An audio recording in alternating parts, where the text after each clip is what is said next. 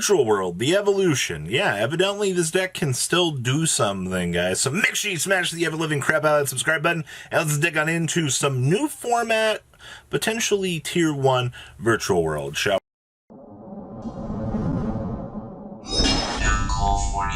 Alright, so I just want to show off a very basic hand here from what Ben Gregson had put together for this list, by the way. So this is just an average hand that Pepega was drawing with here.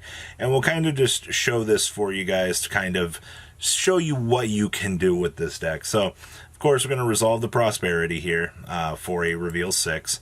As you can see, we revealed quite the interesting good stuff, by the way. Nyan here is going to get us the mile here. Of course, we're going to lose all these bad cards. Goodbye. All right. So what we're going to actually end up doing here is we're going to stick this Nyan on the field, and then we're going to Lulu it on up. All right, so we're going to get our drop on the spell, get our Chuchi. All right. Down comes the Lulu.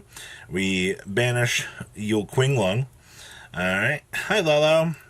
Alright, we discard that. It's dog time. Alright, drop off special. Alright, now we're going to make Mr. Shin here. Alright, Lao time, revive, and back comes Nyan. So we're on Gigi, Lao, and our friend here. We're going to convert, make Mr. Muddy Muddragon. So this card can be used as a substitute for any one fusion material whose name is specifically listed on the fusion monster, but the other fusion monsters must be correct. During your main phase, if you control a synchro summon monster, you can fusion summon one fusion monster from your extra deck using monsters you control as material. Alright, so what you're going to see here is we're going to climb on up here. We're going to make Mr. Altamaya Tzolk'in here. We're going to set the effect of Tzolk'in is going to apply here. Alright, we're going to special summon out Crystal Wing. We're going to fusion summon out Mr. Dragoon here.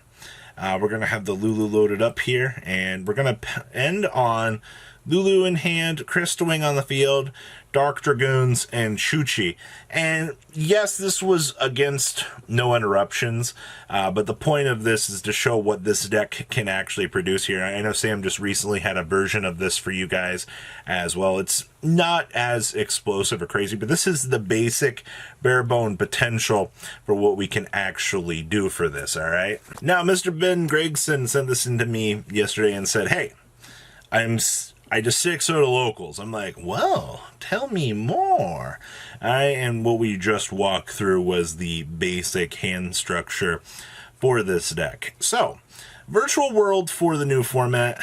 This is what has effectively gone 6-0, the start of the format. And as you saw on the combo here, a lot of your things are going to basically revolve around Altamaya, Mr. Muddy Mud, and Dragoon being the key centerpieces for the New Age combo. Of course, we have to abuse Dragoon to some point because this card is the nuts. Like, literally, the boards that this can do are really amazing. And as I think Pepega was telling me from what she was playing with this deck, you can play around one hand trap relatively well. 2 to 3 hand traps is going to be the death sentence for this deck, though. So if you want something that can play around moderate hand traps, I think this will be the deck for you.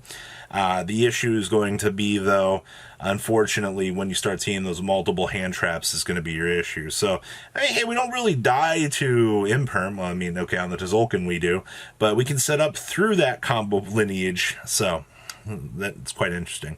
So, we have triple copies of Ash Blossom, Enjoy a Spring, generic hand trap, of course. And then, of course, we're still packing in the triple copies of Gamma. I do think, for the most part, Gamma is a fantastic hand trap, especially as we're heading on into this new format here, where players are going to be pressuring down more hand traps. I think it's pretty much projected that there's going to be a lot more hand traps returning to the metagame here as we head on into this new set. So Gamma's countering point here is going to be really good, especially when you reveal, you know, like a Lulu in your hand and they attempt to like Ash this or something. You just Gamma them and you get free extra bodies on the field. Alright, we have triple copies of Nyan. So remember, if a level 3 is no more special summon, while it's in your graveyard, it gets to bring itself back, but it banish it when it leaves the field. Alright? And then, I love that effect. If this card is banished, target one of your banished monsters, shuffle it into the deck. Alright, who really cares about that? We just care that it's a generic level 3 that actually revives itself from the graveyard to assist us in our rank climbing or our exceed climbing in our synchro plays. Still triple copies of Lily here. Getting the dump here and getting the ability to capitalize on... Actually, the whole reason why this deck is good is because we get to capitalize on all of their busted effects. Alright, and additional dumping power is always good. Triple copies of Lulu, getting to add our stupid virtual world support line is the best thing we got going for us. Still only one copy of Tutu. So remember, if you control no monsters or all monster control or psychic and or war monsters, you get to normal summon this thing for free. So you get to deploy at least a level 6 on the field. Alright, and if this card is in graveyard, you can discard a psychic or war monster to revive this as a tuner, but it will banish itself when it leaves the field. Do not underestimate this thing. Alright, another body that acts like Nyan as an extender that can also be a tuner for Mr. Crystal Wing here is really freaking good. We have triple copies of Lao, Mr. Monster Reborn himself. Triple copies of Gigi here. Another great recursion card. I think that this package is fine with the current ratios. I guess you could make an argument that you might want to push for more than 1/2/2 if you want a little bit more consistent way to get to Tzolk'in. But I feel like at that point in time, you're just going to cause yourself headaches by bulking down the deck with relatively pointless cards. Alright, especially since you're already riding the line at 41. We have one driver, of course, because we have to fuel the gammas here. Alright, spells. We have one copy Desires. It's pretty straightforward. 2 copies of Foolish Burial Goods. I guess you could make an argument if you wanted to cut Foolish to 1 and try to keep the deck at 40 cards, but I think riding the line at 41 is fine. Like, there's no issue with this. Our draw power is pretty much the same from what we've seen consistently throughout the metagame. I do think that you do put more of an emphasis on Prosperity right now over the Desires, because while drawing the 2 resources is going to be better, Ash is going to be running around a lot more in this format, so you're going to have more issues with that. So focusing more on the mill for the Prosperity for your combo piece is going to be a lot better. Also, seeing the Prosperity will probably make your opponent hold the Ash for a little bit more of your combo. But if the Ash or the Prosperity, you're in a good position to start things off as it is. Of course, we have triple Prosperity, triple copies of Kowloon, triple copies of Qinglong, triple copies of Chuchi, and then 1 copy of the Zhuao. Extract down here. This is our replacement for True King of All Calamities. It's 2 level 9s to make it. So during your turn, when you activate a card or effect, quick effect, you can target 1 card of the same type, monster, spell, trap card, or in your graveyard, and attach it to this card as material. During your opponent's turn, when a card or effect is activated, a quick effect, you can attach 1 material of the same type, monster, spell, trap card from this card, and if you do, negate that activation, and if you do, destroy that card.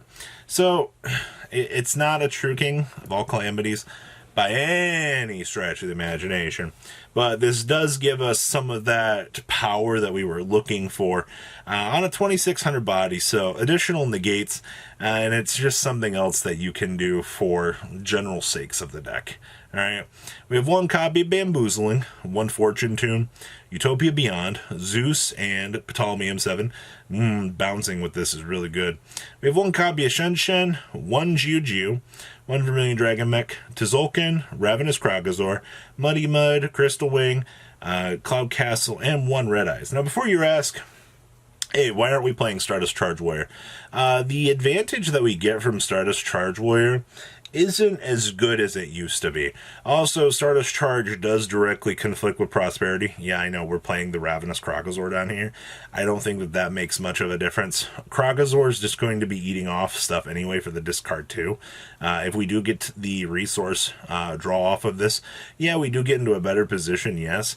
But to be honest, I think that this is still mandatory. So we basically cut the Stardust Charge from the previous list, pushing on in for Mr. Muddy Mud at this point in time.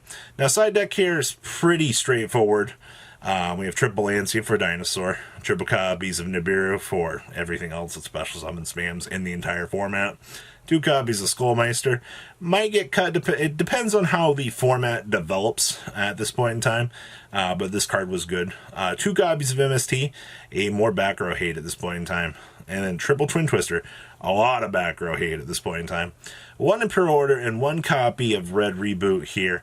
Pushing out Ben Gregson's 6-0 early virtual world list for everybody. So I do hope, quite honestly, that you guys will give this deck a shot. I think that the early stage combo for what this deck can put out, it's not quite impressive, but it is still something that I think players will still enjoy. So guys, please, if you guys also want more ideas, you can go check out Sam's video. He recently covered this, like I said. He was like, oh my god, Dragoon, it's so busted. Yeah, they forgot about it, I know. So guys, make sure you smash the ever-living crap out of that subscribe button. Thank you, Pepega Tintin and Ben Gregson, for hooking me up with this info. Luxury Games will be this weekend, so there'll be something else for you guys to look forward to this weekend. I'll see your beautiful faces back here later on in the day for some more cool, awesome content. Peace out, guys. Thank you, patrons, for making the ride never truly end. Without you guys' support, well, I would probably be doing Truffle Shuffle videos for a living. Guys, please check out VanCole40 for all of your Cardfight Vanguard content brought to you by MCole40. And if you are looking to pick up singles, check out MColeGames.com for your trading card game needs. Thanks for watching, everybody.